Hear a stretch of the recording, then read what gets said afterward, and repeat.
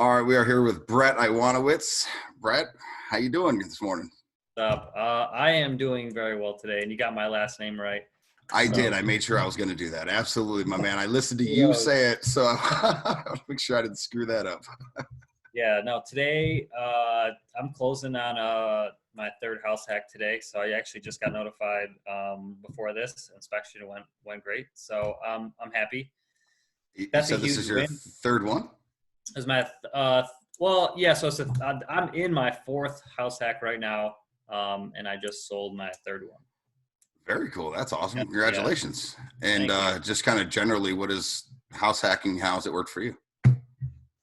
Yeah, so I have been picking out locations where I find desirable to live. The first one I did in the South Wedge. I lived there for 3 years. About 3 years I lived there. I lived for free. I actually made about $300 a month living there with a roommate, and I cashed out on that house and made about $90,000. Nice. Which was amazing. Now going back, I probably would have done things a little bit differently and kept that home after I learned a few things, but that's how we learned. So that catapulted my real estate investing. The second one I did was another duplex in the South Wedge. That was an MLS listing, and I made a video the other day about the importance of writing offers on MLS listings, especially if you want to live in them. So you can, I found that I've been able to buy properties at significant discounts as an owner occupant. Okay. So that property I bought for like low 70s. I maybe put 30 into it. It appraised for 180. I cashed out on that in a refi. And the third one I bought was a single family.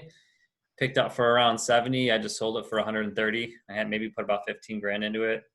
Had a friend help me out. And then the last one I'm in right now, this was a short sale. We picked up for 20 grand. Had it appraised for 140.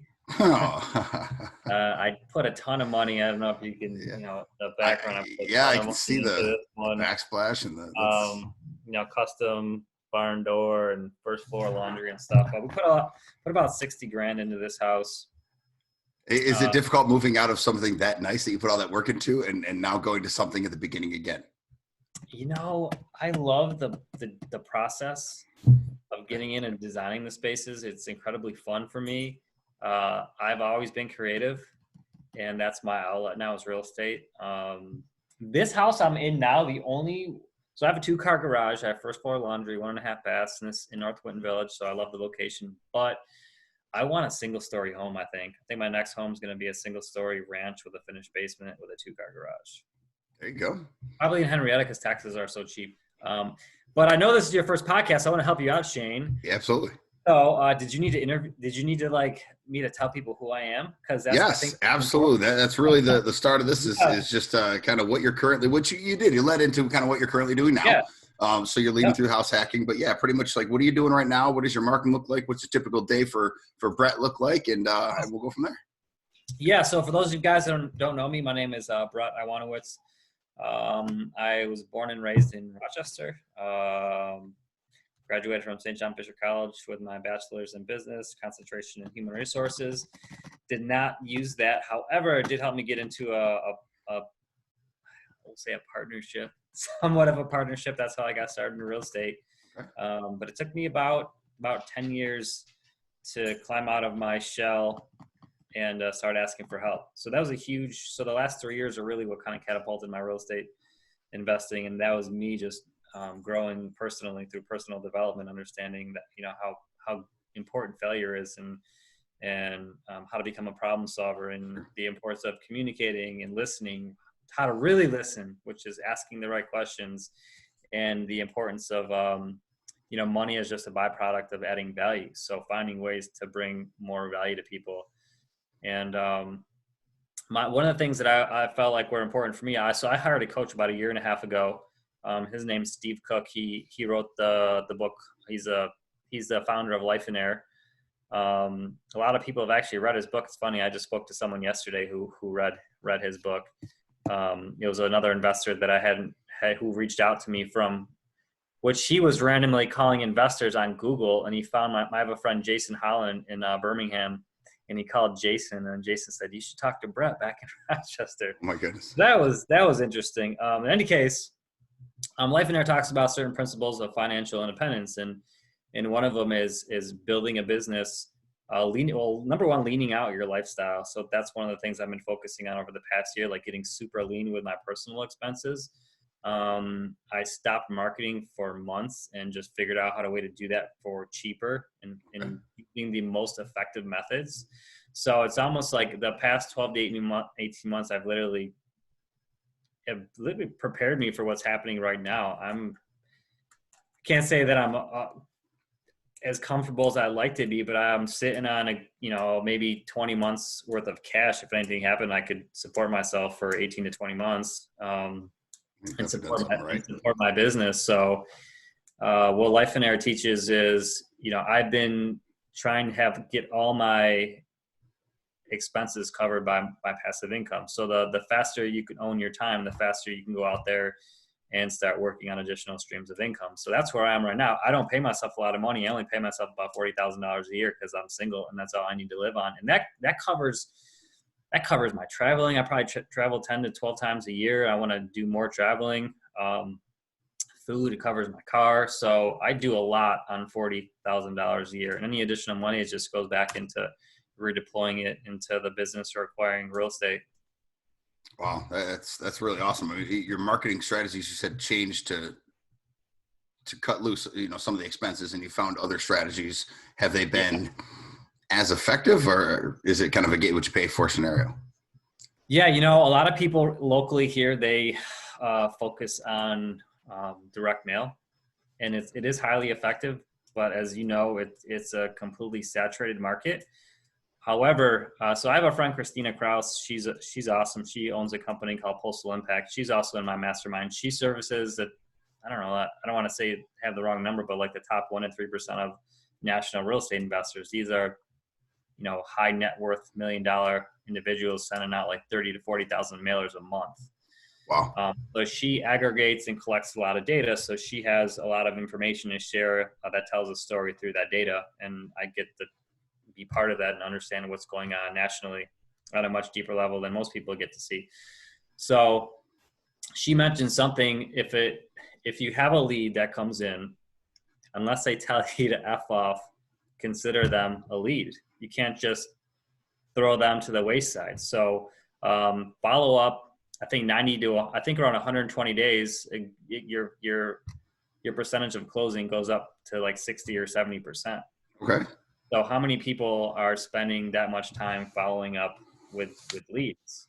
That's the biggest thing, right? Sending out an initial postcard is one thing, but it is going to be that follow-up, right?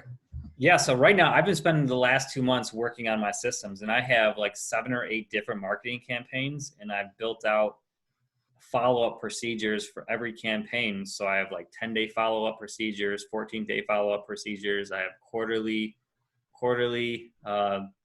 biannually, and annually. I might have missed one, but every campaign has 4 to 5 different specific messages. So I have to pre-record these messages. I have to, in a way, for, the 10-day, 14-week, all this one campaign, I have to record these messages that are all different from one another. So doing that 10 times over has been a lot of effort. But what that allows me to do is just click a button, and then it automatically follows up with these people. I don't have to do anything except, if I create a task, it'll say, Brett, you got to call this person, then I'll follow up with that person. But what I found is, consistency and repetition over time with follow-up has been a huge game changer for me. And I cut my marketing expenses in half. And we've only been marketing now for like 3 to 4 months with some of the new things that I've been doing. And we're already getting a good amount of leads coming in. One just came in the other day. I actually put it under contract same day.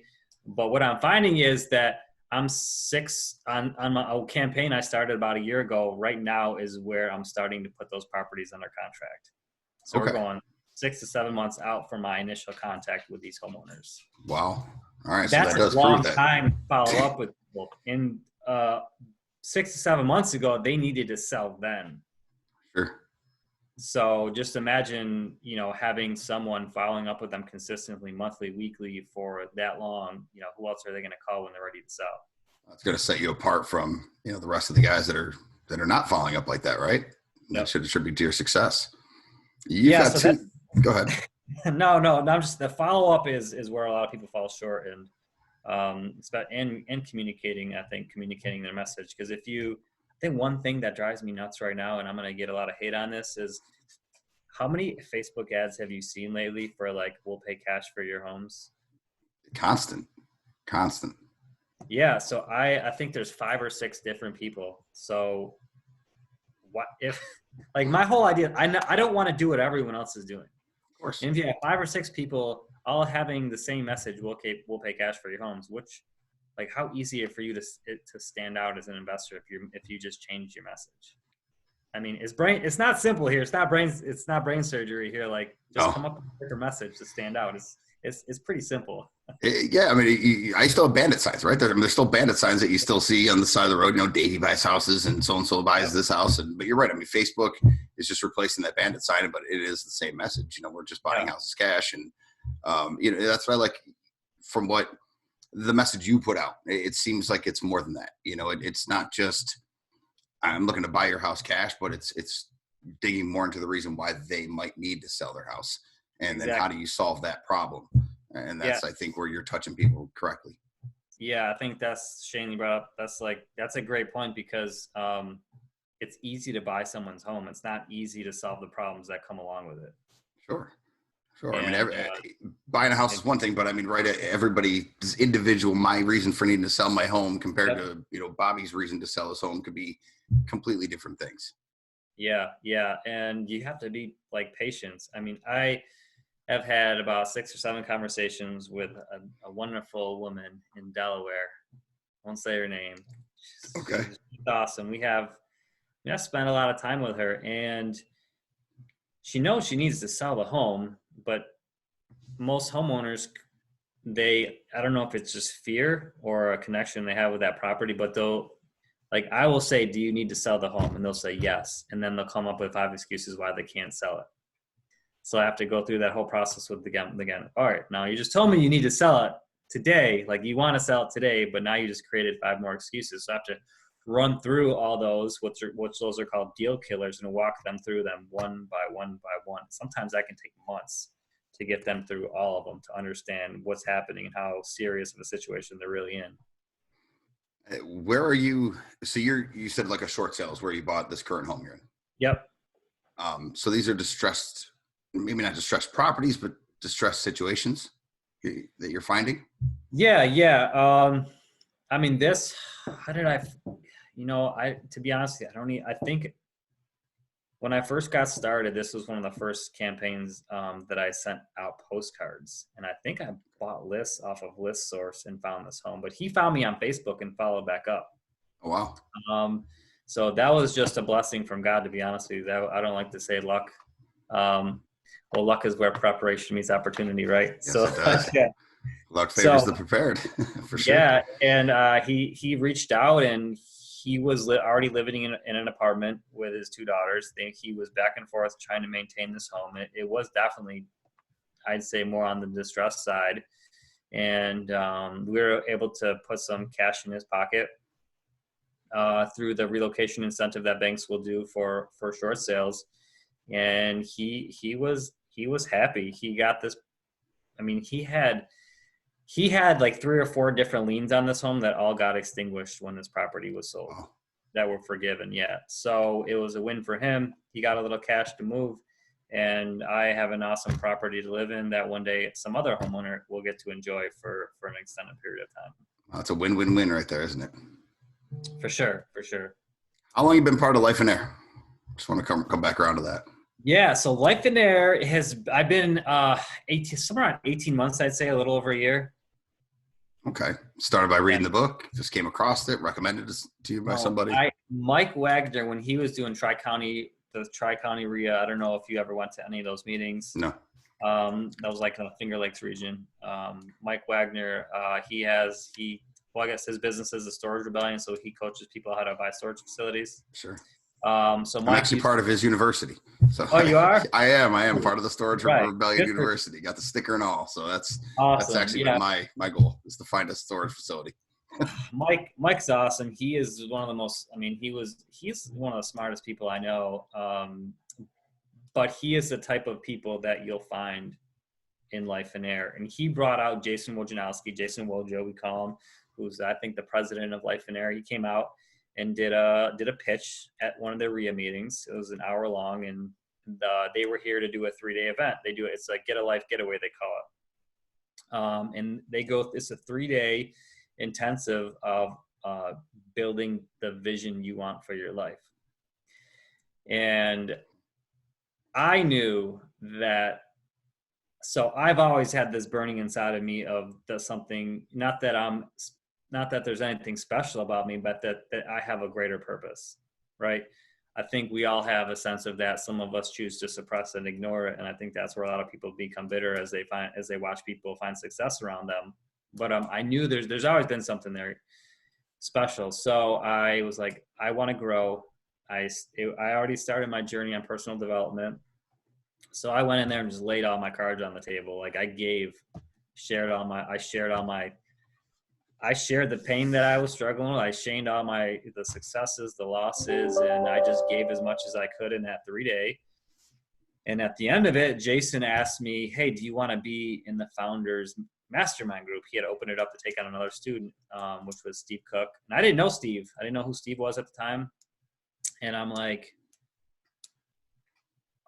this sounds like an amazing opportunity. And I just said yes. And I swiped my card. It was like $7,000 to sign up for it. And I'm like, here, take my card, take my money. And that was one of the best decisions that I've ever made. And I think not that it was me being in Steve's group, but it was just the fact that I think investing in self-improvement is probably one of the best investments that anyone can make in their life. And anyone looking to get started in real estate. So I don't know if you're aware, but I have a coaching program where I deal coach. I teach people how to flip properties. Flip for freedom, right? Flip for freedom, yeah. And that was helped cultivated through Lifeonaire principles. And I have even my friend Steve Kavanaugh. He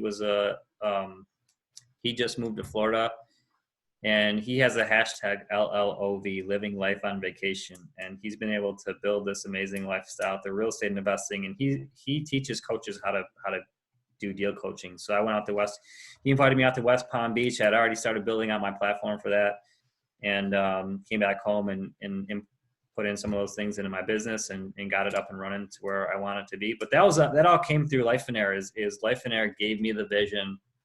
It grounded me, number one. Because I think everyone in business should go to one of these 3 days, because maybe someone's going to slap me across the face for saying this. I don't think every business owner knows why they're operating a business. They'll tell you why. They'll tell you I'm doing this for my family. But if you're able to get honest with them and say, well, I understand you're doing it for that family, but how much time are you actually spending with your family?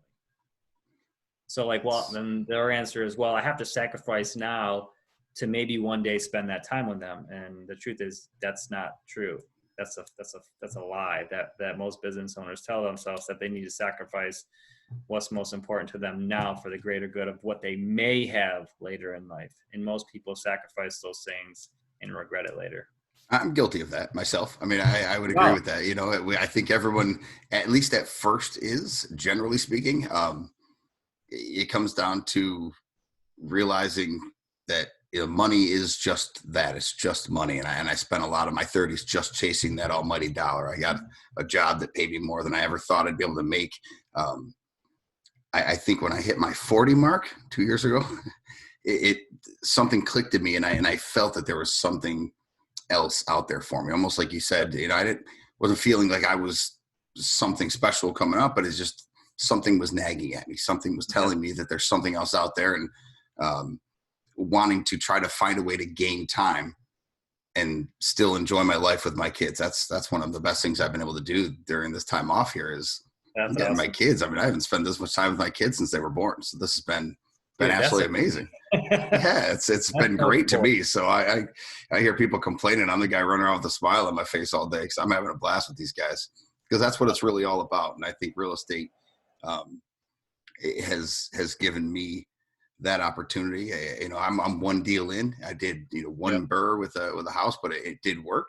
I have shifted a little bit and looked towards self-storage, trying to find a way to maybe get into business for myself. And like you talked about, that residual income. Yep. While trying to thin out my personal expenses with my family. And it's a huge thing, but Lifeonaire, I did see that was on your page, and I was looking through their events. Question, is that what got you to Guatemala, or was that through Lifeonaire? That was through Lifeonaire. Steve, my coach, has been going there for, I think, maybe 10 years. There's multiple groups that have been, that have started up through Lifeonaire that go down separately. So now I have multiple contacts to get down there and to bring people down there. At some point, I'll probably schedule my own group to go down to Guatemala. So yeah, I mean, that's an amazing experience that I think if anyone has the opportunity to go to another country, it definitely helps offer some perspective on how grateful we should be, but also what we're missing back home. And that's the relationships, which those countries don't, third world countries, they don't have a lot of things, but they're also extremely grateful and compassionate and kind and loving. And that is far more valuable than any nice thing that we could have here. And we miss that dynamic by a long shot. And it's, you come home from that and you're like culture shocked. You're like, I want that. How do I get that here? Oh man, that's good stuff. What you guys do down there. I would definitely I'd be interested if you're, putting together a group of your own. I wouldn't mind being part of that. It seems like really something special. And I think an opportunity that if anybody can take it, should absolutely take it. Yeah. And I want to touch on one of the things you mentioned about like getting lean and spending time with your family. Cause when I was just in Guatemala, that was a topic of discussion where, I'm in a group that most of the people in this group are, I don't want to say much farther along in their careers, but they've achieved like everything they set out to achieve in their vision. And now they're like, well, what do I do? They're like, I have all this money now and I'm depressed. And that just goes to show you that money has absolutely no bearing on your fulfillment in life. Absolutely not. But to piggyback on that, so I appreciate the fact that you said I'm getting lean, because I think where most people fail in businesses, when they start making more money, what usually happens? Right, you spend more money and the bills go up. You start spending more money. So the fastest way to make more money is not to try to go make more money, is to put it back in your pocket. And that's like one of the first, founding principles in Lifeonaire of there's 4 stages of financial prosperity. We won't go through them, but like, how do you cover all your stage one income needs? It's essentially just getting as lean as possible, creating a budget and living on that budget. And the best way to do that is to have a separate bank account where that's like, it doesn't matter if you have more money, you have a separate bank account that's what you pay yourself, and that's all you pay yourself. And that'll help you budget. And once you can have that stability where, let's say you're using real estate as an example to replace that salary, once you replace that salary with income, even if it's $40,000 a year, you own 100% of your time. Right. Well, that's the commodity I'm chasing. That's the one. And time is more valuable than money. So, on average, most people are flipping 2 properties a year, and you can net 20 on each flip. So all you need to do is flip 2 homes a year, and you break it down. You think, it is difficult to find deals right now, but I think if you're really, you say, could you find 2 homes to flip a year? You got 12 months to do it. I think the answer would be you could probably. Yeah, I would think so. Of course. Yeah. If you really are trying and willing to do the work to get there.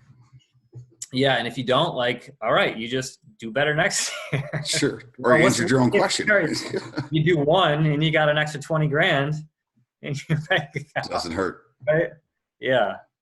Doesn't hurt. Yeah, I think it's amazing. I think house hacking is a fantastic way to go, and it's a nice. There's multiple strategies, multiple ways that people can gain financial freedom, whether it's through businesses, investing, real estate. But I think that why is the biggest thing, is what are you going to do with it once you achieve it? Yeah. Yeah. there was I talked to, Mandy Friend. She's a realtor. Heard the name, Yeah. So I'm probably I screw everyone's name up. So except for yours, Shane, I can see it right here. But she had an awesome story of where like she had this incredible goal and she hit it and she just like spiraled, and I'm sure she doesn't mind me sharing that, but that's because there was no purpose behind what she was doing. She's like, I wanted to do this. I wanted to get to this place, and she got there, and she's like, now what? Yeah, that was pointless.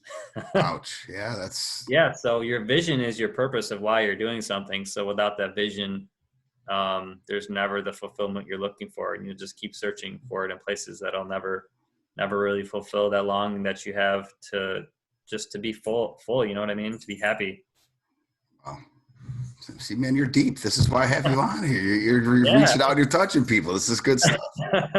See, you got Flip for Freedom, and your other business is Brett Buys ROC Houses.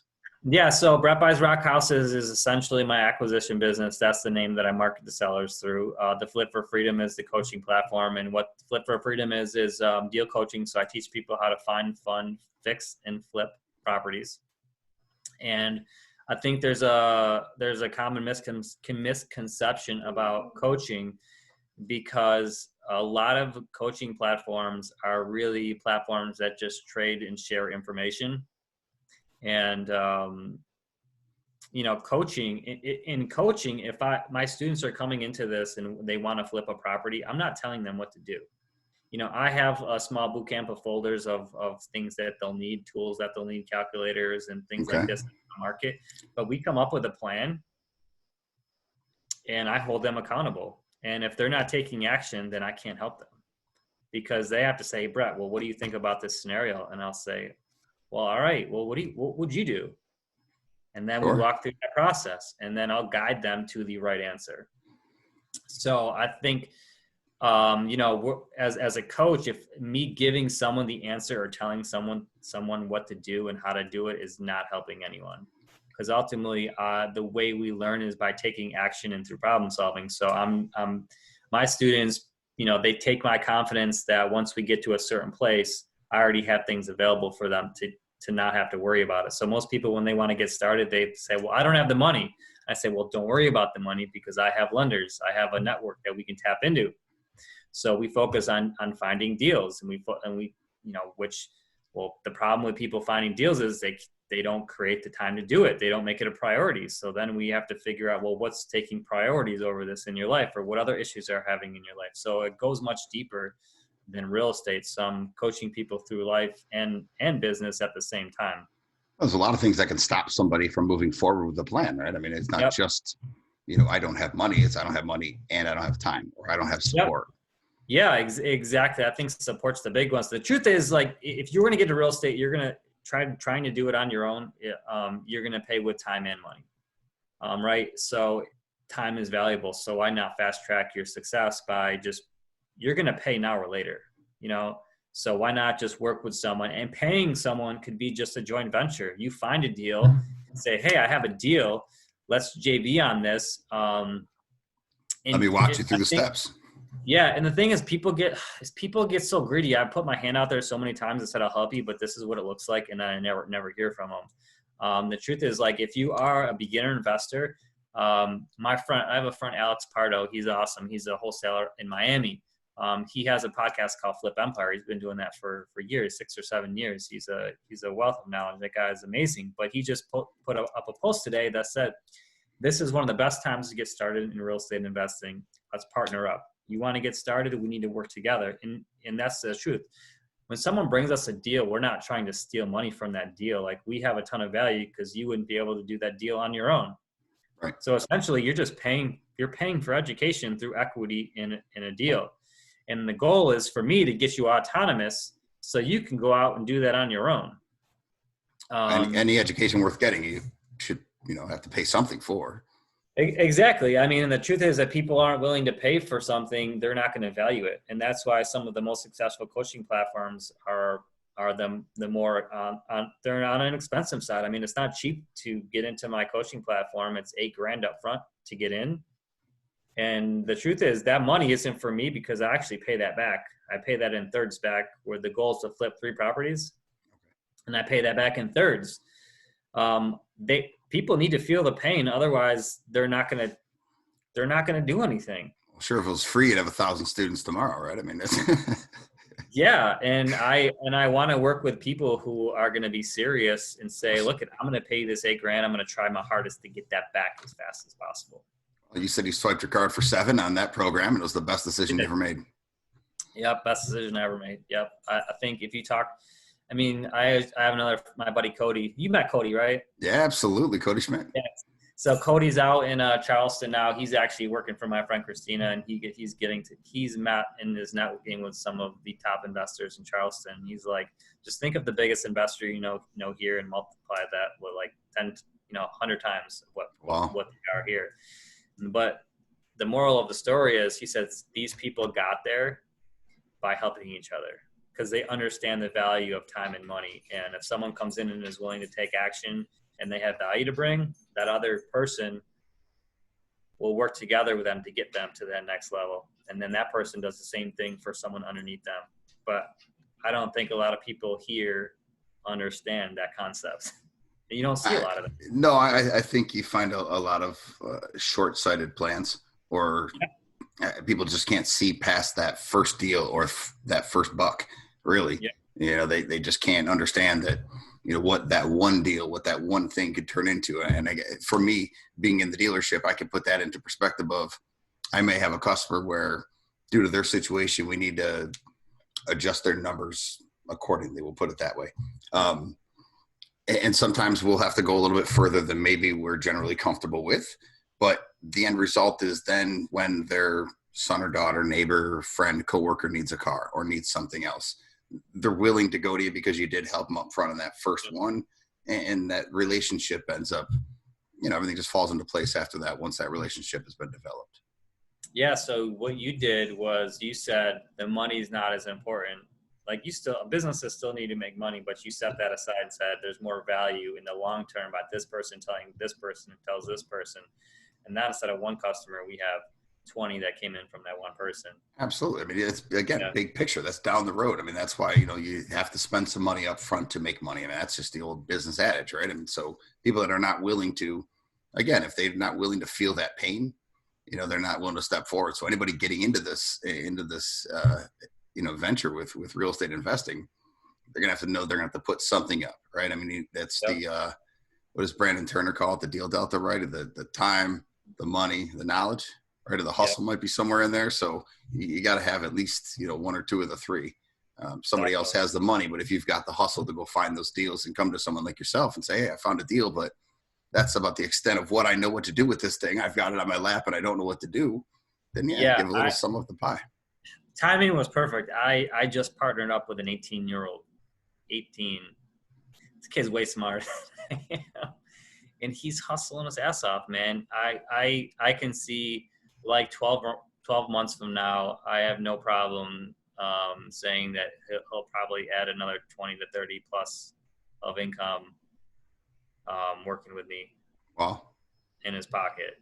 And he's just willing. He understands the value of relationships, cultivating relationships, and the way this is going. I mean, we sat down and we went through like our visions together, what we want our lives to look like 1 year, 5 year, 10 years from now. I mean, we dug deep to see if this is a good fit to work together. Because the truth is, I want to pour into him where he sees enough value to continue working to me for life, not for life, but for an extended period of time, and vice versa.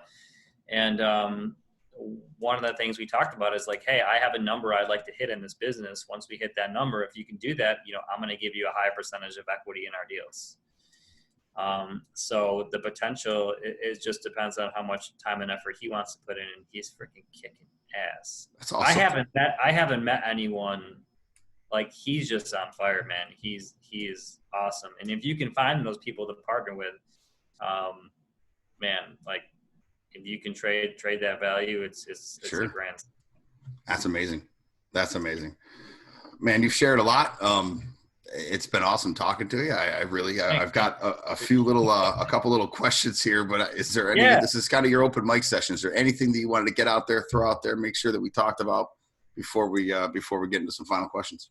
Yeah, I think you know, I'm doing like I love helping people, and I appreciate that you see the authenticity behind that.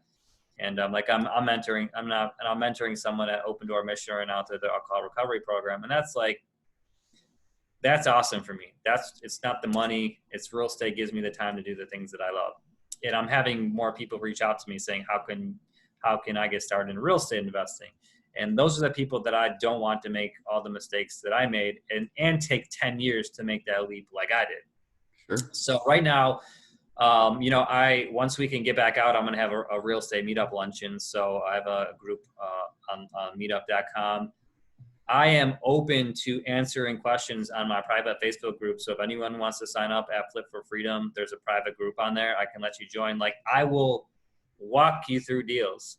Like if you need help and want help, that's a place where we can all come together and build a community of support for one another. That's free. I think you just heard, if you listen to the whole thing, I charge my students $8,000 up front to sign into this program. And it costs, and there's a monthly expense to that. It's $350 a month. So it's a lot of money, and I'm willing to come onto that page and add value to guys who are willing to put in work. And people will get priority. The people who are actually going out and doing what we talk about, they're going to get priority of my time on that page. So there's plenty of platforms. If anyone has like specific questions that I think are valuable, I'll create video content around it. I'll post it on YouTube and I'll post it on my video page. Like right now is probably, you know, given the circumstances, I think you and I can both agree that right now is probably one of the most exciting times to be in real estate or consider investing in real estate. And I want to position myself to help those people, because people made bad decisions in 2008. People went to jail, right? People made the wrong choices trying to get started, trying to get greedy, making money. And I don't want to see that happen. I want to see people be successful. I want to help people create a vision and use real estate to live out that vision. So, you know, guys, you're more than I've made some attempts, not the best on social media, but like I'm open to help people. I just wanted to. But your videos are cool, man. Are you doing your own videos? Is that it? You editing? Yeah, so I have like my camera right here. You know, no one needs to buy this. This was way too expensive. If anyone wants to get started, this little guy right here is called the Osmo DJI Osmo Pocket, and it's a little expensive, about $300, but it's on a 4K camera on a gimbal, so it's steady video. So that's something if you wanted to invest in, but you can just use your phone. But yeah, I taught myself how to shoot and edit video. I can't say. I spent my whole morning watching podcast editing videos, so I'm all about teaching myself, man. That's the way to go. Yeah, good for you, man. Editing videos is tough. So I've learned you have to figure out what your time is worth, right? So most of the time I'll do it because I feel like I'm cheap, but I do have a friend who's starting a video editing business that we're gonna see if that works. Some of the, I want to start polishing off some more videos that look a little bit more professional. But yeah. So far, so good, man. Thanks, it man. Definitely catches you. It's amazing. It feels like I know a superstar. You know, this is good stuff. Yeah. All right, listen, we're gonna run down some final questions here. Sweet. All right, so I don't even know if I really like this question. I'm gonna have to change this up, but give me one deal. It would be normally like, what's your favorite deal? Maybe what's your worst deal? And I don't really want to go favorite or worst, but give me one deal you've done that I guess would be worth mentioning and something that you learned from it. Yeah, that is a great question. I think you position that to have a ton of value. So probably the one that I just recently finished up, probably because it's my most recent hurt, but also a win. So I said earlier, there's no bad unless you choose to do nothing with it. This was the first house I bought sight unseen. It was a new contractor I hired, had never used him before. Power of social media. We had been following each other for a year and decided to try to cultivate this relationship through this project. The lending didn't work out initially, so I had to find $100,000 in a day or two. Where was this property? In Henrietta. Okay. And so the timing with my lender, my original lender, it was, I don't know, lack of communication somewhere. He had the money, it just not right now. And I had to find another lender because what happened on that deal is the guy who was supposed to buy the home couldn't perform. And then my first lender he didn't have the money. So I'm like, holy crap, they couldn't close on it. My lender was like, I have the money, just not yet. So I had to find $100,000 in a couple of days to close on this deal. And no problem.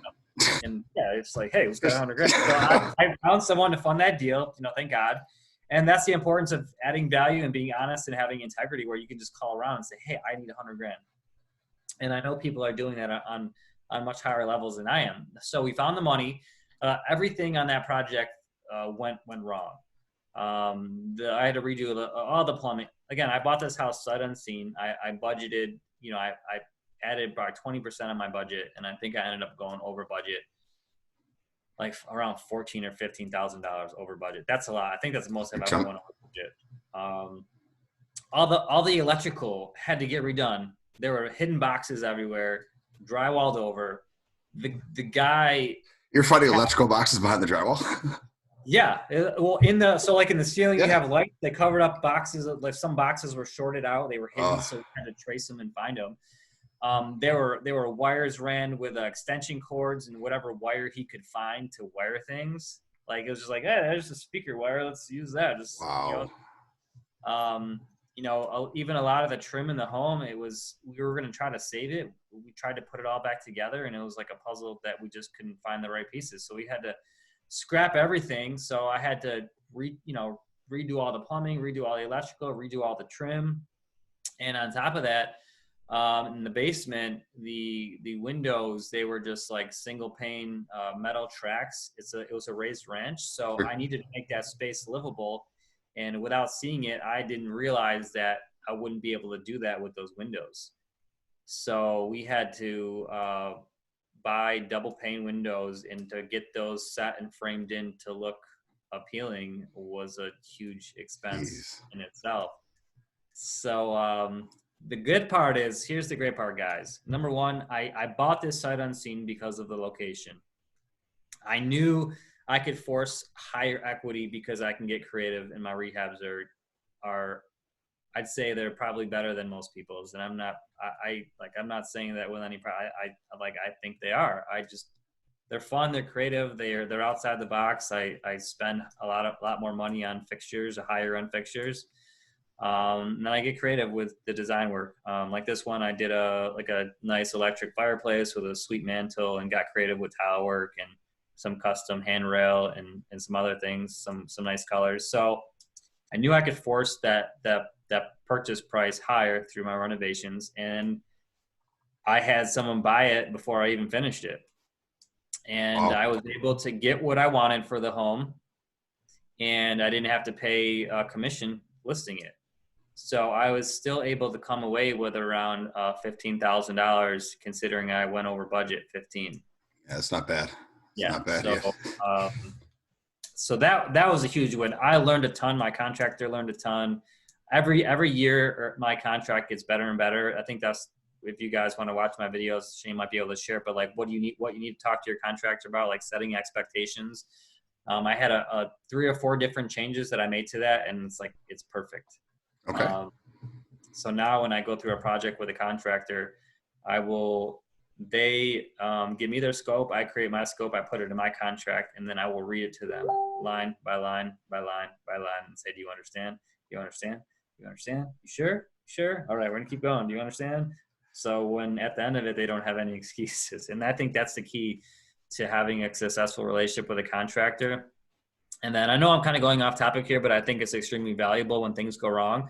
What changes need to be made, because if you don't have a process in place that a contractor understands, like when a work order changes, it's their responsibility to communicate that and me to sign off on it. If I don't sign off on it and they do it, I'm not responsible to pay them.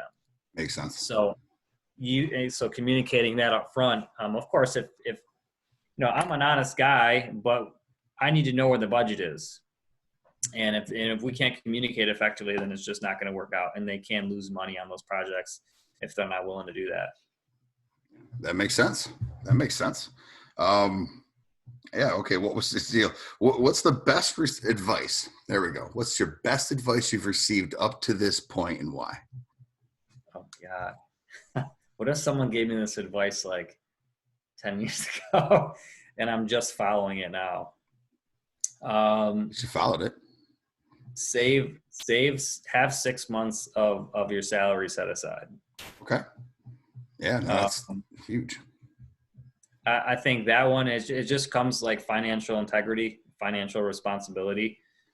I found out that it's easy to make a lot of money, and I haven't made a lot. I mean, I don't make a lot of money. My goal is to have 3 or 4 streams, 6-figure streams of income. That is my goal. But I only pay myself $40,000 a year now. But the other thing was just understanding the concept of the fastest way to make more money is to just put it back in your pocket. So financial stewardship, because we can all live on a lot less than we live on. And I saw this post earlier, kind of going on a rant here, but it's like our system is so broke, like, you know, our tenants are living paycheck to paycheck. Even most landlords are living paycheck to paycheck. They're so worried about everyone not paying rent. And the truth is, yeah, I'm worried about tenants not paying rent. But the truth is, if I had no money coming in, I could sustain this for about a year. That would suck because I wanted to use that money to grow my business, but I still have a oh shit button I can hit if I need Sure. to. Yeah. And you'll still have a business at the end of it because of those reserves. Yeah. Yeah, but most people will not get serious about what their finances look like. Most people refuse to look at where they're spending their money and claim being broke all the time. And it's not that we have a financial problem. It's not that people aren't making enough money. It's just people don't understand how they're spending their money and where it's going, but they'll refuse to even admit what they're doing is wrong. And I was gonna say that's the big part is they don't want to see that they can fix it. That it's not the world's fault. You know, that all they got to do is cut 5 of their 12 subscriptions every single month to 86 different channels and streams and ways to do it. Yeah, it's a small price to pay now for a greater gain later, but no one wants to make that shift now because we want what we want when we want it, and we're not going to wait for it. And that's kind of how a lot of people live, which is and I did too. It took me a long time, and when I started making money, and then it would go as fast as it came in, I had to figure out quickly how to change that. Otherwise, I'm just going to continue being stuck in the rat race. That's exactly what I think everyone's trying to get out of, and only select few are willing to do what it takes. I mean, one of my favorite sayings I think I've ever read is "Live the life nobody will now, so that you can live the life nobody can in the future." Right? Something along those lines. Probably butchered that, but general concept. You perfect. Right? So got to be willing to make those sacrifices and make those changes. Sure. And for someone like me, I explain this. I have an 11-year-old and a 9-year-old, 2 little girls, and I explain everything to them. They understand what bills are. They understand what money is. We're talking about them starting their little doing hair and makeup for proms around, so we've talked about money and what to do with it and where to go to charity, and where to go to savings, and where to put it back in the business. I just don't think that's education enough people get, young or old. I think people just miss the point. Yeah, it took me, man, I'm 37, and I don't think I understood how money worked until like 2 years ago. I mean, it's sad how it really works, right? I mean, what you think you know about money, and I agree. I'm amazed at how much I've been able to learn at my age, and it's been exciting to me because I felt like I kind of hit a spot. I found a career. I'm good to go. And for some reason, like you had said earlier, I still just didn't feel fulfilled. I kept feeling there was something else. And I was realizing, great, I'm making all this money, but I'm never home. Mm-hmm. I'm never home. I'm not around my kids. I don't have weekends. I work every single Saturday. And to me, it just plain wasn't worth it. It's not the dollar. It is that time. And, I think with people like you that people can reach out to and get true value, that's someone that cares about your community that you're investing in, and then you're coaching clients or just people that reach out to you in general. You've been a good good friend and a good source of income or information. That people I think can trust. Man, I appreciate that, Shane. Thank you, and thanks for having me on today. I would love to be on more podcasts. So it's been a while. I think I've done 3. and this is the fourth. So, I feel super blessed to be your first podcast interviewee. So thank you. Couldn't think of a better one, man. Absolutely. You just keep pumping out that value, and obviously, well, you see it, you're teaching it. It does come back around to you, and I think that's a wonderful thing that you're doing out there for everybody. The Lifeonaire, the Guatemala, the teaching, the coaching. You're a busy dude, man. Yeah, and I wouldn't, and it wasn't that difficult. It only took me a very short period of time to figure out how to own my time. And man, I just want to help people see that too. So what's the best way? I know that you said on Facebook, you've got a private group, Flip for Freedom. Yeah. So you can find me on Facebook and Instagram at Flip 4 Freedom. I'm most active on Facebook.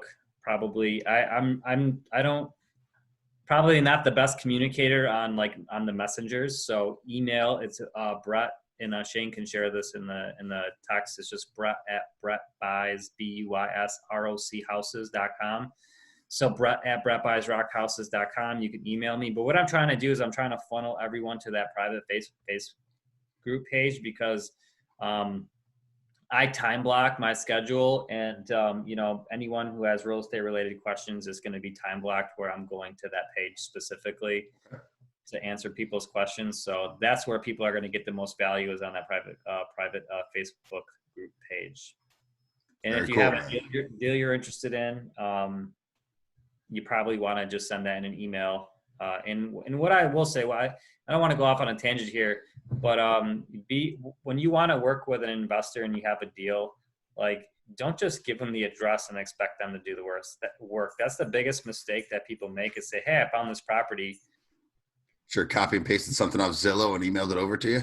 Yeah, I'm not helping you by giving you all the information that you should be looking for. So if you have an address, try to figure out what the comps are. And if you don't know, try to figure out. It's okay. That's what you're calling me for. Do something. The lack of effort to try to do anything is a huge turnoff for someone who's going to want to spend the time to invest in you, because the truth is you haven't spent the time for that other person to invest in you to walk you through that. You need to exhaust every option you have to try to figure that out on your own. And when you don't know the answer, that's when you reach out to the person you're looking for help for. So that's the best advice I could give someone who wants to get started, is do your best. It's okay if you're wrong. Just try to get as much information as you can. Photos, addresses, look up the taxes, whatever you can do. There's so many free resources where you can find information on a property. Don't expect me to take time out of my day to do that. If you have that information, I'm going to say let's go. And I'm going to immediately have an answer for you, what you need to do next. Perfect. That's great advice.